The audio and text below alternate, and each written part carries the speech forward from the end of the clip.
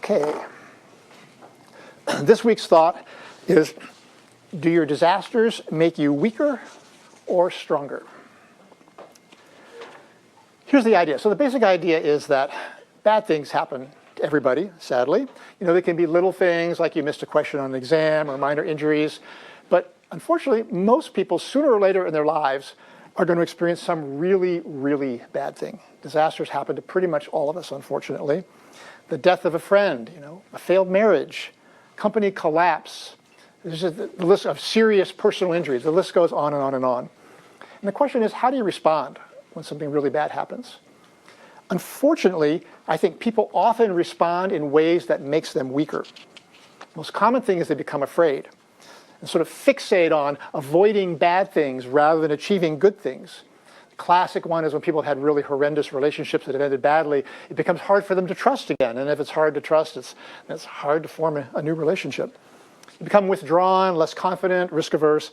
Or on the flip side, denial and blame. Refusable to accept any responsibility for what will happen, in which case you don't learn from what just happened. And so the result of these things is that you become weaker and that it becomes more likely that bad things are going to happen to you again in the future, which is sad. You already had this one bad thing. It's sad that you have to have even more after that.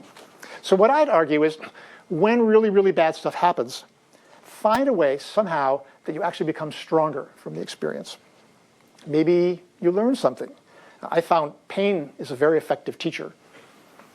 Maybe you become more confident. You think, if I can survive this, I can survive anything. One disaster is not the end of the world. It's not going to be the end of my life. Maybe you become more determined, motivated, try and make up for this thing that's happened. So here's one example where this happened. You may remember many years ago, there was a mass shooting at the Marjory Stoneman Douglas High School in Parkland, Florida. It was a truly horrific event. One day of a bunch of ordinary high school kids worrying about ordinary high school things, which in retrospect probably seemed pretty meaningless now. And the next thing you know, they're victims of this mass shooting, a horrible event where their friends are dead and their lives are completely upended. It'd be hard to blame these people if they just wanted to withdraw from the world. But a bunch of those students decided to take action, and they formed a movement to try and deal with gun violence and try and reduce the prevalence of guns. And so suddenly they went from being victims to being leaders of a movement. Now, I don't think anything can erase the horror and pain of the incident that occurred, but they became stronger and they found a way to make something really good happen out of something really, really, really bad. So that's one example. I'd like to tell you also about a personal example, my greatest life disaster. So when I was just about my 8th birthday, my father was diagnosed with brain cancer, and he died 18 months later. That was a pretty big shock to our family. My mom actually had a college degree from Barnard College. It's one of the top women's schools. But she had put that aside to become a traditional 1950s, 1960s housewife. And so she had basically no marketable skills at the time. But she somehow managed to pull herself together.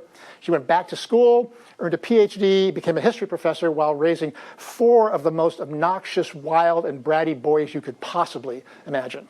How she did that? I don't know. We had some hard times, particularly the first year. The saddest memories of my life are some things that happened that first year. I won't tell you about those. They're just too much of a downer. And we didn't have much money when I was growing up. Between when my dad died and when I left for college, we never rode on planes, never stayed in hotels, almost never ate in restaurants. Those were just things we couldn't afford. Getting by my mom's TA salary and Social Security checks and a few other things like that. But as a result, everybody in my family had to take on more responsibility. There was no choice. Had to do that. So I became kind of the handy boy around the house. I did things like I installed a new garbage disposer when I was 12 years old, so we didn't have to pay a plumber. And actually, it was kind of fun also, I have to admit. And so this ended up actually being a forced growth experience for all of us in the family. One example was our summer vacations. So again, I said, no planes, no hotels. What's left? Car camping. So we'd go on driving trips and we'd camp at night. One year, 3 years after my dad died, we made a big trip for about a month over the summer. We drove from our house in Michigan up to Canada, all the way across Canada to the West Coast, and down to Seattle and back home again over a couple of months. And we had this system we worked out. My mom would drive 300 or 400 miles a day, about 4:30, 5 o'clock. We'd pull into a campground someplace. Everybody pile out of our van. Minivans hadn't been invented yet. This is a big old van with, again, mom and 4 boys and piles of camping equipment, and everybody had a job. So I would go over and scope out where we're going to set the tents up and lay out ground cloths and get ready to put up the tents. My older brother would start unpacking the car. By the time I was ready with the ground cloths, he'd unbury the tents. These were big old, like 40-pound canvas monster tents. It took 2 of us at that age to carry them over to the place. And so we'd set up the tents together. Meantime, my younger brothers were helping my mom unload other stuff from the car, setting up the picnic table. I would go over and light the Coleman stove. My mom would start cooking dinner. Once the tents were set up, then we'd go over and Dean and I would set up a dining fly over the picnic table. We'd do that while my mom's cooking dinner. In about an hour and a half, camp's completely set up. We have dinner.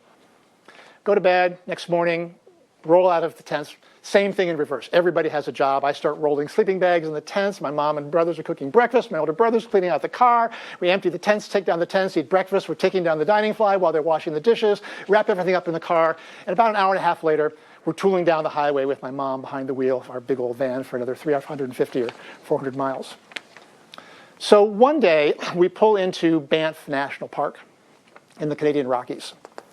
And it was just pouring down rain. And we hadn't set up camp in the rain, and certainly not in a rainstorm like that before. So at Banff, they had these community shelters. It's like a big roof with no sides, but a few dozen picnic tables under it. And there were a lot of people hanging out there. We went over to the community shelter, and we're standing around talking about what we were going to do.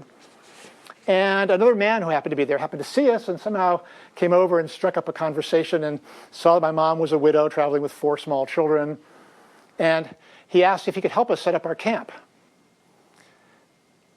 And my brothers and I, we knew we weren't allowed to say anything, but we all looked at each other. And I know we were all thinking the same thing, which is, no, please, we don't want some icky man helping us set up our camp. He doesn't know our system. He's just going to be in the way. We were thinking, oh, this is just going to be the worst. And it's raining too, and we're going to have to put up with some guy. And then my mom made what I think must be one of the all-time greatest parenting moves in the history of parenting. And she looked at the guy and she smiled very politely and said, oh, thank you so much, but my boys can handle it. And the guy looked at us, because my older brother's 12. I'm 11, Andy's 8, and Paul's 5. And he got this look on his face, kind of a combination of maybe a little bit surprised, maybe a little impressed, maybe a little disbelieving, maybe just a tiny bit annoyed. But he was gracious and excused himself. So my brothers and I, yes! We were so excited. You know, we went charging out and set up camp in the rain. And honestly, we got kind of wet in the process. Wasn't our best job setting up camp. But we just really felt great about this. This was such an empowering experience for us. Maybe it seems trivial to you all in retrospect, but one of the things I think I've told you before is, as parents, one of the most important things for you to do is put your kids in situations where they can feel their power. You're not just telling them they're doing great, but they can feel it for themselves. Boy, we really, really felt our power that day. So again, this was just a very kind of empowering growth experience for all of us.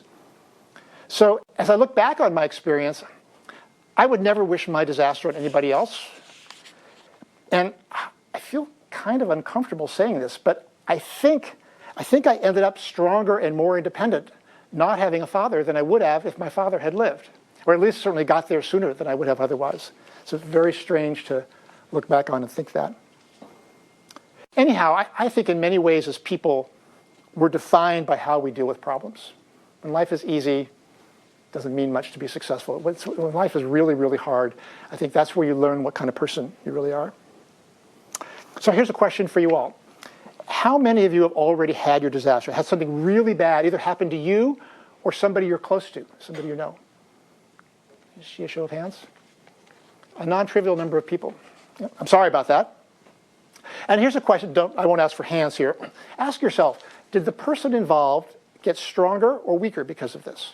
And if you think they got stronger, ask yourself, what did they do? How did that happen? And if they got weaker, ask yourself, what should they have maybe done differently? Just think about that as your thought.